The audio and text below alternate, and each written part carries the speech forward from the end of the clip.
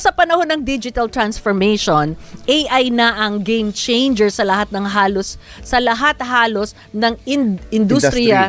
Yes, lalo na sa pagnenegosyo. Pero paano nga ba ito nagiging epektibong tool or effective tool para rin ito maaaring maging pero maaari din ito maging mapanganib para sa mga entrepreneur o negosyo, maging sa mga consumers. So, yan ang ating pag-uusapan.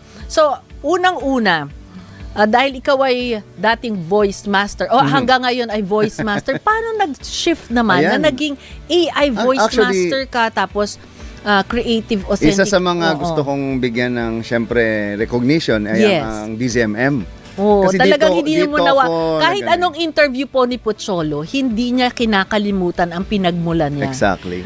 At lagi ko nababanggit kayo ni Tito Joey Galvez at Tita May Valle sa lahat ng mga interviews. Para sa hindi nakakaalam, kasi meron kaming talent search before. So, isa siya sa naging contestant. Actually, tapos, champion po tayo.